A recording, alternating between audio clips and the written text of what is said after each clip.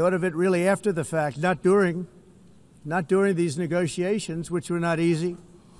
That being the case, what is the purpose of the United Nations? Hello, Madam First Lady. Thank you very much for being here. And Madam President, Mr. Secretary General, First Lady of the United States, distinguished delegates, ambassadors, and world leaders. 6 years have passed since I last stood in this grand hall and addressed a world that was prosperous and at peace in my first term. Since that day, the guns of war have shattered the peace I forged on 2 continents. An era of calm and stability gave way to one of the great crises of our time. And here in the United States, 4 years of weakness, lawlessness, and radicalism under the last administration delivered our nation into a repeated set of disasters. 1 year ago, our country was in deep trouble, but today, just 8 months into my administration, we are the hottest country anywhere in the world, and there is no other country even close. America is blessed with the strongest economy, the strongest borders, the strongest military, the strongest friendships, and the strongest spirit of any nation on the face of the earth. This is indeed the golden age of America. We are rapidly reversing the economic calamity we inherited from the previous administration, including ruinous price increases and record-setting inflation like we've never had before. Under my leadership, energy costs are down, gasoline prices are down, grocery prices are down, mortgage rates are down, and inflation has been defeated. The only thing that's up is the stock market, which just hit a record high. In fact, it hit a record high 48 times in the last short period of time. Growth is surging, manufacturing is booming. The stock market, as I said, is doing better than it's ever done. And all of you in this room benefit by that, almost everybody. And importantly, workers' wages are rising at the fastest pace in more than 60 years. And that's what it's all about, isn't it? In 4 years of President Biden, we had less than $1 trillion of new investment into the United States. In just 8 months since I took office, we have secured commitments and money already paid for $17 trillion. Think of it, 4 years, less than $1 trillion, 8 months, much more than $17 trillion is being invested in the United States, and it's now pouring in from all parts of the world. We've implemented the largest tax cuts in American history and the largest regulation cuts in American history, making this once and again the best country on earth to do business. And many of the people in this room are investing in America, and it's turned out to be an awfully good investment during this 8-month period. In my first term, I built the greatest economy in the history of the world. We had the best economy ever, history of the world. And I'm doing the same thing again, but this time it's actually much bigger and even better. The numbers far surpass my record-setting first term. On our southern border, we have successfully repelled a colossal invasion. And for the last 4 months, and that's 4 months in a row, the number of illegal aliens admitted and entering our country has been 0. Hard to believe, because if you look back just a year ago, it was millions and millions of people pouring in from all over the world, from prisons, from mental institutions, drug dealers. All over the world they came. They just poured into our country with the ridiculous open border policy of the Biden administration. Our message is very simple. If you come illegally into the United States, you're going to jail, or you're going back to where you came from, or perhaps even further than that. You know what that means? I want to thank the country of El Salvador for the successful and professional job they've done in receiving and jailing so many criminals that entered our country. And it was under the previous administration that the number became record-setting, and they're all being taken out. We have no choice. And other countries have no choice because other countries are in the exact same situation with immigration. It's destroying your country, and you have to do something about it. On the world stage, America is respected again like it has never been respected before. You think about 2 years ago, 3 years ago, 4 years ago, or 1 year ago, we were a laughingstock all over the world. At the NATO summit in June, virtually all NATO members formally committed to increase defense spending at my request from 2% to 5% of GDP, making our alliance far stronger and more powerful than it was ever before. In May, I traveled to the Middle East to visit my friends and rebuild our partnerships in the Gulf and those valued relationships with Saudi Arabia, Qatar, and the UAE and other countries are now, I believe, closer than ever before. My administration has negotiated one historic trade deal after another, including with the United Kingdom, the European Union, Japan, South Korea, Vietnam, Indonesia, the Philippines, Malaysia, and many, many others. Likewise, in a period of just 7 months, I have ended 7 unendable wars. They said they were unendable.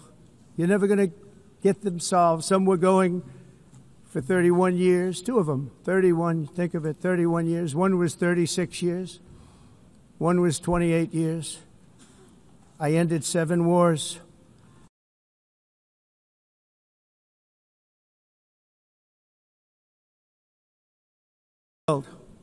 This includes Cambodia and Thailand, Kosovo and Serbia, the Congo and Rwanda, a vicious, violent war that was, Pakistan and India, Israel and Iran, Egypt and Ethiopia, and Armenia and Azerbaijan.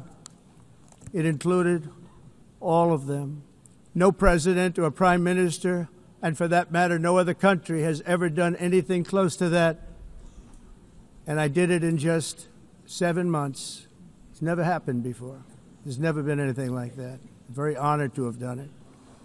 It's too bad that I had to do these things instead of the United Nations doing them. And sadly, in all cases, the United Nations did not even try to help in any of them. I ended 7 wars, dealt with the leaders of each and every one of these countries, and never even received a phone call from the United Nations offering to help in finalizing the deal. All I got from the United Nations was an escalator that on the way up stopped right in the middle. If the First Lady wasn't in great shape, she would have fallen. But she's in great shape. We're both in good shape. We both stood. And then a teleprompter that didn't work. These are the 2 things I got from the United Nations, a bad escalator and a bad teleprompter. Thank you very much. And by the way, it's working now. It just went on. Thank you. I think I should just do it the other way. It's easier. Thank you very much. I didn't think of it at the time because I was too busy working to save millions of lives. That is the saving and stopping of these wars. But later I realized that the United Nations wasn't there for us. They weren't there. I thought of it really after the fact, not during these negotiations, which were not easy. That being the case, what is the purpose of the United Nations? The UN has such tremendous potential. I've always said it. It has such tremendous, tremendous potential, but it's not even coming close to living up to that potential. For the most part, at least for now, all they seem to do is write a really strongly worded letter and then never follow that letter up. It's empty words, and empty words don't solve war. The only thing that solves war and wars is action. Now, after ending all of these wars and also earlier negotiating the Abraham Accords, which is a very big thing for which our country received no credit, never receives credit. Everyone says that I should get the Nobel Peace Prize for each one of these achievements.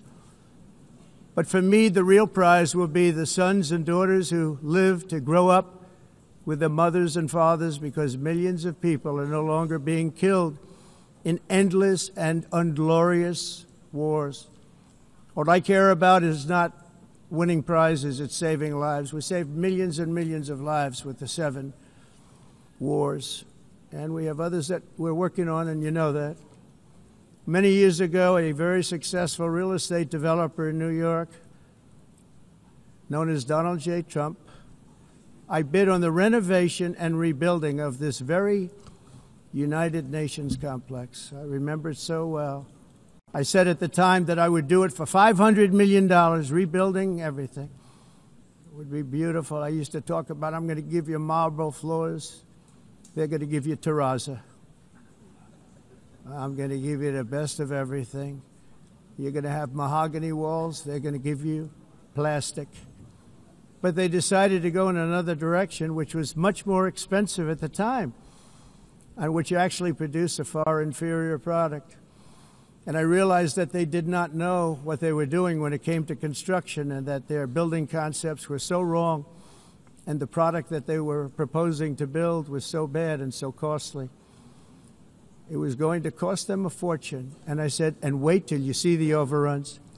Well, I turned out to be right. They had massive cost overruns and spent between $2 and $4 billion on the building and did not even get the marble floors that I promised them. You walk on terrazzo. Do you notice that? As far as I'm concerned, frankly, looking at the building and getting stuck on the escalator, they still haven't finished the job. They still haven't finished. That was years ago. The project was so corrupt that Congress actually asked me to testify before them on the tremendous waste of money, because it turned out that they had no idea what it was, but they knew it was anywhere between $2 and $4 billion as opposed to $500 million with a guarantee. But they had no idea, and I said it cost much more than $5 billion. Unfortunately, many things in the United Nations are happening just like that, but on an even much bigger scale, much, much bigger. Very sad to see. Whether the UN can manage to play a productive role, I've come here today to offer the hand of American leadership and friendship to any nation in this assembly that is willing to join us in forging a safer, more prosperous world. Ketika ada sesuatu yang tidak benar, kita suarakan. Ya bagaimana semua terangin dia sedungu ini? Ini manusia pecundang yang sangat merugikan bangsa kita ini. Saatnya jadi member eksklusif di channel YouTube official iNews. Tantang lagi para tambah sumpah di atas Al-Quran. Dia pengen masuk TV. Konten premium yang tidak tayang di TV. Live interaction. Halo pemirsa iNews, ini baru selesai. Emoji dan badge spesial. Reakses konten pilihan. Klik YouTube official iNews. Join member hanya Rp10.000 per bulan.